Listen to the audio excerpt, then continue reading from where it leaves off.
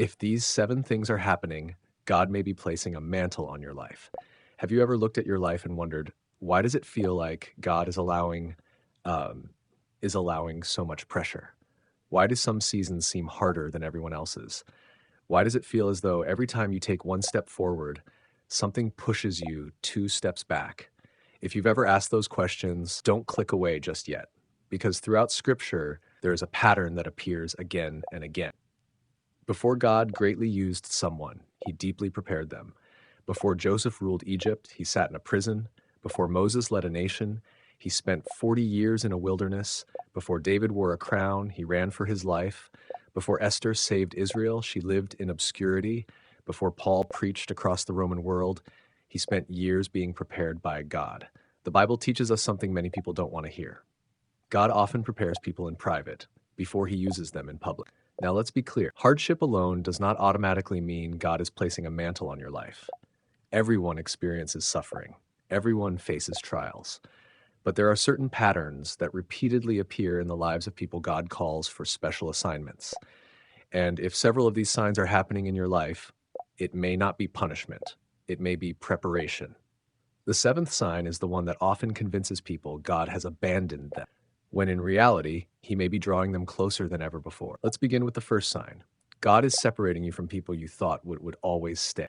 One of the most painful parts of spiritual growth is watching certain relationships change. Friends become distant. People misunderstand you. Some even walk away completely. At first, it feels like loss, but sometimes separation is God's protection. Abraham could not become the father of many nations until he first left his father's house. Genesis chapter 12, verse 1 says, "Now the Lord had said unto Abram, Get thee out of thy country, and from thy kindred, and from thy father's house, unto a land that I will shew thee." Notice what happened before the promise. There was a separation. God was changing Abraham's environment before he changed his future. The same thing happened with Joseph. His brothers rejected him. David was misunderstood by his own family. Paul was abandoned by many companions. If God is removing certain people from your life, don't immediately assume he's taking something away. He may be making room for what comes next. Sometimes the people who were perfect for one season are not the people God intends for the next. That's painful, but it's often necessary. The question isn't who left. The better question is, what is God preparing me for? The second sign is that you feel an unusual burden that other people don't seem to carry. There are some burdens that come from anxiety. Some come from fear. But there are also burdens that come from God.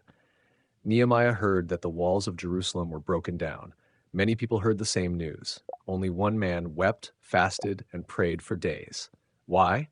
Because God had placed a burden on his heart before he placed a calling on his life. Nehemiah chapter 1 says, "And it came to pass, when I heard these words, that I sat down and wept and mourned certain days, and fasted and prayed before the God of heaven."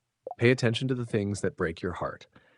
The burden you carry may be connected to the assignment God is preparing you for. Some people feel burdened for the lost, others for broken families, others for prayer, others for young people, others for the church, others for the hurting and forgotten. What moves you deeply when everyone else remains unmoved? That burden may not be random. It may be a clue.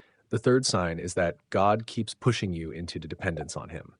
If you're honest, this is probably not the sign you would choose, because dependence usually feels uncomfortable. Doors close, resources become limited, plans fail, and suddenly you discover that your own strength is not enough. The Apostle Paul experienced this. He prayed for a thorn in the flesh to be removed. God's answer was not immediate deliverance. 2 Corinthians chapter 12, verse 9 says, "And he said unto me, My grace is sufficient for thee, for my strength is made perfect in weakness." Notice that. God's strength becomes most visible when our strength reaches its limit. A mantle from God is too heavy to carry in human power. That's why he often allows weakness first. So that when he finally uses you, you will know the glory belongs to him, not to you. The fourth sign is that your private life is being tested. Many people want a public ministry. Few want private refinement. Before David led a nation, he learned faithfulness while nobody was watching. He guarded sheep. He worshiped in fields. He fought lions and bears in secret, long before he faced Goliath in public. In public. Luke chapter 16, verse 10 says, "He that is faithful in that which is least is faithful also in much." God watches what you do when there is no audience. Do you pray when no one sees? Do you obey when no one applauds? Do you remain faithful when there is no recognition? A mantle is not given to impress people. It is entrusted to people who have learned faithfulness in hidden places. The fifth sign is that opposition increases when you try to obey God. Have you noticed that some battles begin only after you decide to move forward spiritually? You commit to prayer, and distractions multiply. You decide to obey God, and resistance appears. You step toward your calling, and criticism suddenly increases. Nehemiah experienced this immediately. The moment he began rebuilding Jerusalem's walls, enemies arose. Mockery, threats, intimidation, discouragement. Why? Because the enemy rarely attacks territory he already owns.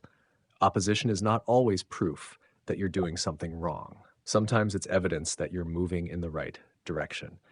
Ephesians chapter 6, verse 12 reminds us, "For we wrestle not against flesh and blood, but against principalities, against powers, against the rulers of the darkness of this world, against spiritual wickedness in high places."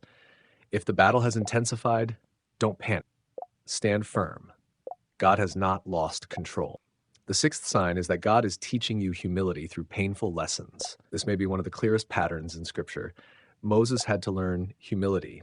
Peter had to be broken before he could strengthen others. Paul was given a thorn so he would not become exalted above measure. Why is humility so important? Because pride cannot safely carry God's power. 1 Peter chapter 5 verse 6 says, "Humble yourselves therefore under the mighty hand of God, that he may exalt you in due time." Notice the order. Humility comes before exaltation. God is far more concerned with your character than your platform. He would rather develop a humble servant slowly than raise up a proud servant quickly. If recent seasons have exposed your weakness, your need, your inability to control everything, don't waste that lesson. Humility is often the doorway through which God's greatest assignments enter. Finally, the seventh sign is the one that confuses many believers the most. You are experiencing seasons where God feels silent. This is the sign that causes many people to quit. They pray, heaven feels quiet. They seek direction. No clear answer comes. They wonder, has God abandoned me? But look at Elijah. Before the mantle passed to Elisha, there was a season of isolation and deep encounter with God. 1 Kings chapter 19 says that Elijah did not find God in the wind, the earthquake, or the fire. He found him in a still small voice. Sometimes God grows loud ministries through quiet seasons. Sometimes he develops deep roots in hidden places. Sometimes the silence is not distance, it's training. A seed underground looks forgotten, but underground is where roots are formed, and roots determine whether a future tree can survive the storm. If God seems quiet right now, do not assume he is absent. Keep praying, keep obeying, keep listening, because some of the most important work God does in a person's life happens in seasons where almost nothing appears to be happening. Before we finish, let me say something very important. Do not become obsessed with the word mantle. Be obsessed with faithfulness. The goal is not to become famous. The goal is to become useful to God. Luke chapter 16, verse 10 still applies. He that is faithful in that which is least is faithful also in much. If God has called you to pray, pray faithfully. If he has called you to serve, serve faithfully. If he has called you to lead a family, lead faithfully. If he has called you to encourage others, encourage faithfully. God is responsible for the size of the assignment. You are responsible for your obedience. So here's my question for you. Which of these 7 signs has been happening most clearly in your life recently? Separation, burden, dependence, private testing, opposition, humility, or the silence of God? Share your answer in the comments. You may discover that other believers are walking through the very same preparation season right now. And remember this, the pressure you feel today may not be proof that God has forgotten you.